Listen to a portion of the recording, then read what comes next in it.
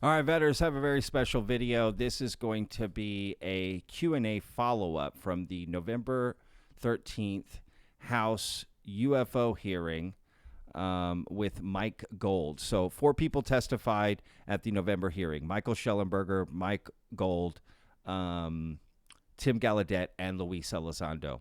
All of them were asked follow-up questions after the hearing. I've made videos for each one of them, so they all answered some follow-up questions, right? So make sure to check out those other videos. This one is for Mike Gold, formerly with NASA and with Bigelow Aerospace, right? So let's jump in. I've got it queued up. If you've seen the other videos, you know the drill. All right, let's jump in. So Michael Gold right here says former NASA Associate Administrator of Space Policy and Partnerships, member of NASA UAP Independent Study Team. Here we go, y'all. So he was asked 6 questions. Let's get to them. And he answered. Here we go. All right, number 1. Does any branch of the United States government or defense contractors, aerospace and otherwise, possess technology derived from a non-human source? He answers, with apologies, I have no firsthand knowledge with which to respond to this question. However, for what it's worth, I can say that I know and trust my fellow witness, Luis Elizondo. Although he writes Luis Elizondo, which is interesting the way he spells Luis there, implicitly. In my opinion, Mr. Elizondo is a paragon of integrity and an American hero. I don't think he got his name right. I could be wrong. But I believe there's no O. Anyway, therefore, any statements and or claims that he makes on this topic should be treated with the utmost seriousness and priority. Well, that doesn't answer the question at all. All right, let's go to the next one. Number 2, does any branch... Pardon me, y'all. I need some coffee. All right, number 2. Does any branch of the United States military or defense contractors, aerospace and otherwise, employ exotic materials of non-human or non-terrestrial origin in any application, including aircraft and watercraft? His answer, please see my response to the previous question. Okay. All right. Number 3. Has the United States government or defense contractors made new breakthroughs in physics that are currently undisclosed to the general public, including at the university level? His answer, I have no knowledge of any such breakthroughs that are undisclosed to the public. Again, a lot of these questions were asked the same to a lot of these people, and the answers are so different. Luis Elizondo's, after doing all of these, Luis Elizondo's are the most interesting, for sure. I recommend checking that out. Okay, number 4. Are you aware of any evidence or indication that the United States military or defense contractors have recovered craft of non-human origin? I am not aware of any such evidence beyond what my fellow witnesses provided, which again should be treated with seriousness and urgency. What was disclosed in the prior UAP hearing and what is publicly available. So basically, he knows as much as we do. So why is he testifying then?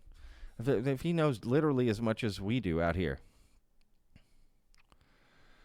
Number 5. Okay, here we go. Long answer coming up. Is it possible that UAPs are extra-dimensional rather than extraterrestrial? What I mean by that is it possible that UAPs might not fit the traditional narrative of aliens from another planet, but could instead be entities from other dimensions? Mike Gold responds, I have no special knowledge, but my personal belief is that while the vast majority of UAPs have mundane or at least terrestrial explanations, drones from adversary nations, balloons, unique weather phenomena, etc., that some small percentage may be extraterrestrial in nature. I don't mean to be dismissive of the extra-dimensional hypothesis, but I suspect that the mechanisms necessary to traverse star systems may leverage technology that could appear to be extra-dimensional or is in fact extra-dimensional in nature. For example, a spacecraft that utilizes a warp bubble and or technology that integrates some of the more extraordinary aspects of quantum mechanics could be mistaken for extra-dimensional activity.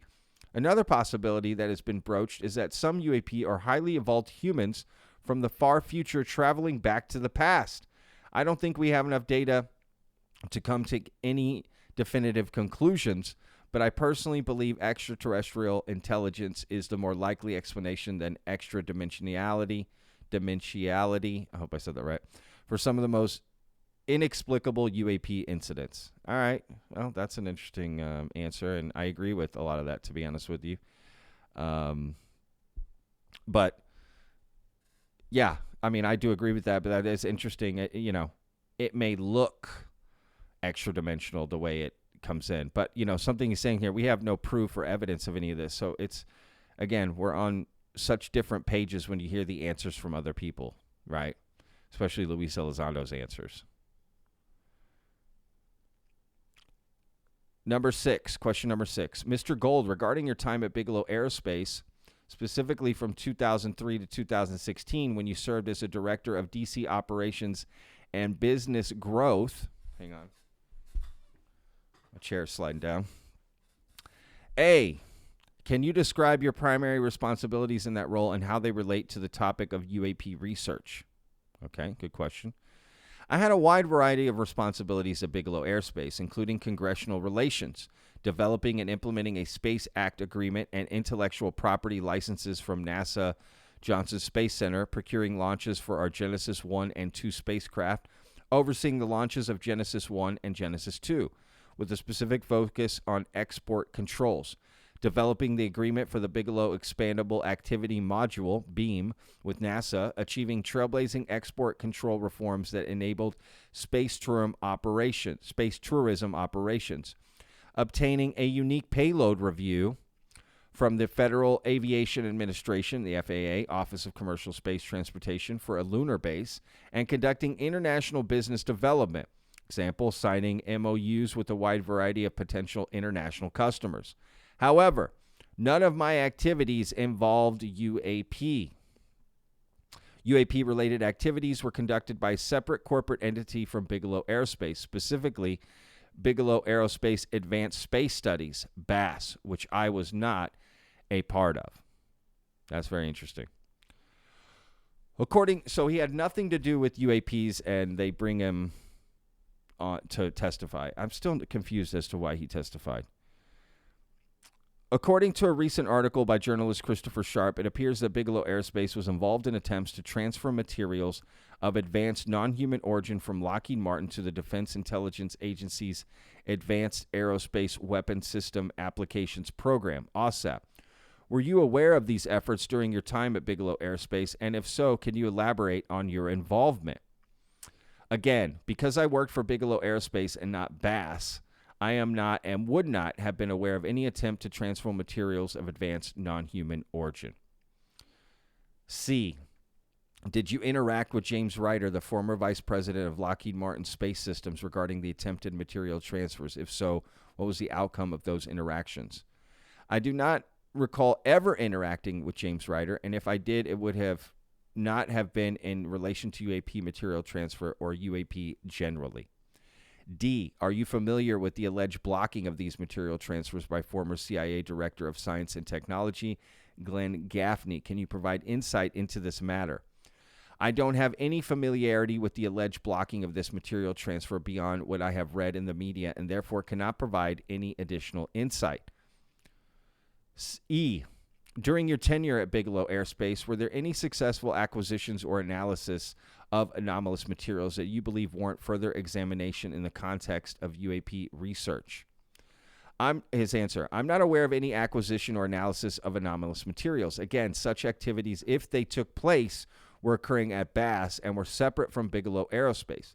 That being said, while serving on the NASA Independent Study Team, I did learn about the Advanced Aerospace Weapon Systems Application Program, OSAP, which was supported by BASS.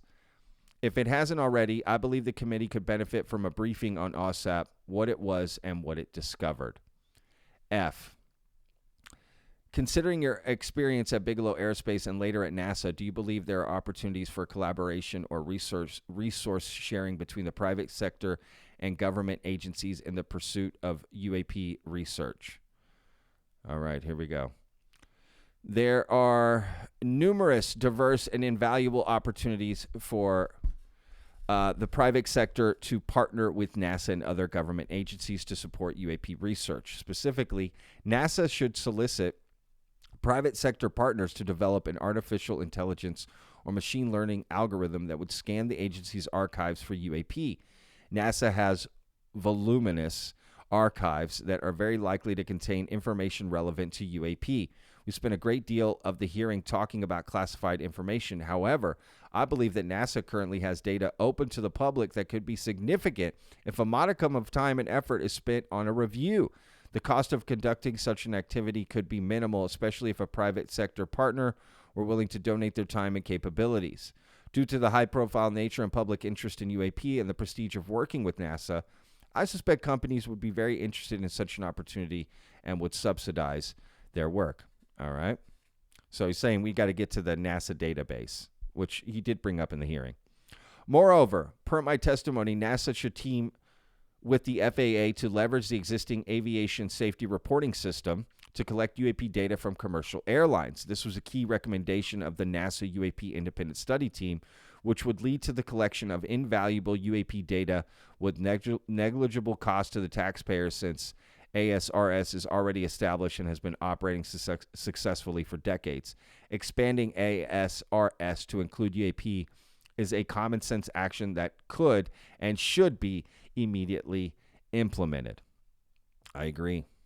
Finally, in all of its relevant agreements with the private sector, whether it's for Earth remote sensing, aviation, Earth orbit, cislunar, lunar, planetary, or the study of any other celestial bodies or astrophysical phenomena, NASA should always include clauses to gather UAP data. NASA leadership should develop standard UAP language that can be included in all relevant contracts, grants, and agreements.